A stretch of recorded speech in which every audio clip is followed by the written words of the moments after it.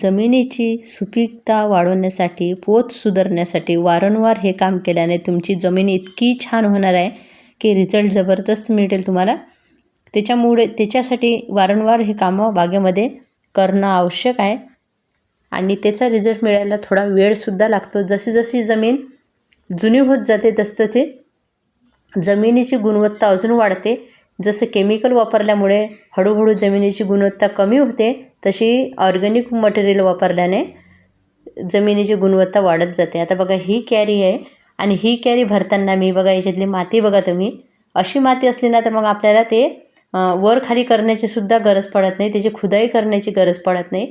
कारण या कॅरीमध्ये जेव्हा सुरुवातीला तयार झाले होते ना बघा छोटे छोटे बटाटे, हे कोणते निघत आहे, बटाट्याला कोंब आले की मी लावत राहते आणि ते असे वर खाली करताना निघत आहे.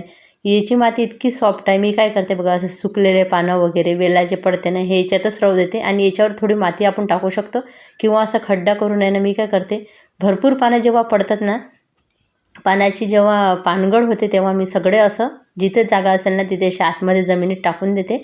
इतकी जमीन सॉफ्ट आणि मऊ झालेली आहे की खूपच सुंदर झालेली आहे, खरंच सांगते मी.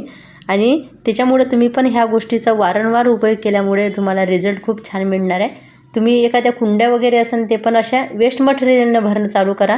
हळूहळू मातीची कमतरताही जाणवणार नाही. पहिले तर माती लागणार आहे, नंतर आपल्याकडेच माती तयार होईल. ही ह्या जे आपण यूज करतो किचन वेस्ट, गार्डन वेस्ट याच्यापासून. आणि सुकलेल्या पाण्याने कीड वगैरे झाडांना लागत नाही, ते आपण टाकले तरी पण. बघा अशा पद्धतीने जे काही निघन ते जमिनीतच टाकायचं. जमीन निसर्गापासून मिळालेलं निसर्गामध्ये विलीन होतच असते आणि त्याचं छान रिझल्ट आपल्या झाडांना मिळते. हे वर्षानुवर्ष आपण जेव्हा करतो ना तेव्हा आपल्याला त्याचा रिझल्ट अजून जास्त मिळते. कारण पहिल्या वर्षी जेव्हा मी भाजीवाले काका वगैरे यायचे ना त्यांच्याजवळचे उरलेले वेस्ट याच्यात टाकले बघा, असे किडे असणं म्हणजे आपली माती चांगली असण्याचं कारण आहे. आणि इथे बघा कडुलिंबाचे झाड तोडलं होतं, म्हणजे कटिंग झाली होती ना तेव्हा मी याच्यात त्याचे जाडे लाकडंसुद्धा टाकलेले आहे खाली, त्याच्यामुळे बघा तुम्हाला दिसत असेल. आणि ही जमीन आहे ना हळूहळू इतकी सॉफ्ट होते आणि मातीची कमतरताही जाणवत नाही बागेमध्ये.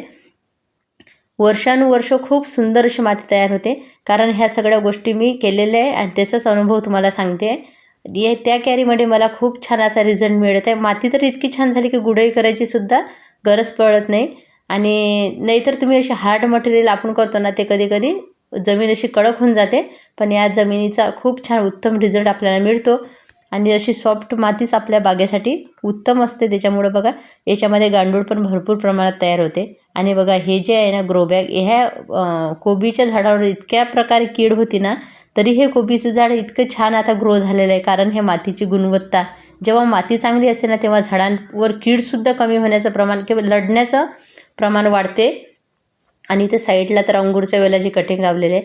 मागच्या वर्षीचा तुम्ही व्हिडिओ बघितला असेल तर तुम्हाला माहीत असेल, याच्यामध्ये मी पूर्ण सुकलेले पानं बघा, गांडूळसुद्धा आहे, सुकलेल्या पानांचा जो उपयोग केला होता बघा, काय उत्तम खत तयार झालेलं आहे.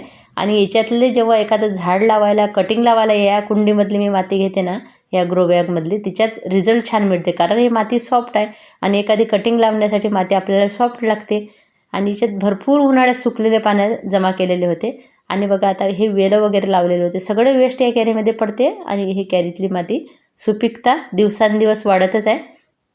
म्हणून म्हटलं जो रिझल्ट मिळाला तो तुम्हाला सुद्धा सांगूया आणि ऑर्गॅनिक बागेकडे जाऊया. बघा आता हे सुद्धा झाड सुकल्यासारखं दिसलं, छोटे छोटे बटाटे पकडत होते आणि मी काय करते असं टाकतच राहते बागेमध्ये. खूप सुंदर असा रिझल्ट पाहून मला तर खूप छान. याच कॅरीमध्ये साईडला गुलाबाचे झाडं, एका साईडला पपईचं झाड, भरपूर पपया मिळाल्या यावर्षी. आजसुद्धा तोडली, जेव्हा ज्या झाडावर पूर्णपणे पिकते ना तेव्हाच मी त्या तोडत आहे, कारण त्याचा चव अजूनच गोडी वाढत असते. आणि ह्या सर्व गोष्टी करता करता आनंद तर तो वेगळाच मिळतो. बघा या पद्धतीने साईडला लसूणसुद्धा लावलेलं आहे. आणि जे बटाटे छोटे निघालेले आहे ते काही आता मला कामात येणार नाही. आणि आज बघा आजसुद्धा एक पपई मिळाली. या कॅरीच्या आजूबाजूने किचन वेस्ट, गार्डन वेस्टचा भरपूर उपयोग झालेला आहे. हे हळदीचे झाडं आहे, 2च कुंड्यामध्ये टोपल्यामध्ये आहे. आणि याच्यामध्ये बघा सुकलेल्या पानांचा उपयोग केला होता. काही दिवसापूर्वी आहे ना वरसुद्धा बघा मी सुकलेले पानं ठेवले होते आणि त्याच्यावर एक माती टाकलेली होती, त्याचं पण खतात रूपांतर झालं. असं सुद्धा आपण करू शकतो, भरपूर उपयोग करू शकतो आणि आपली बाग चांगली बनवू शकतो. व्हिडिओ आवडत असेल तर चॅनल लाईक, सबस्क्राईब, कमेंट करा.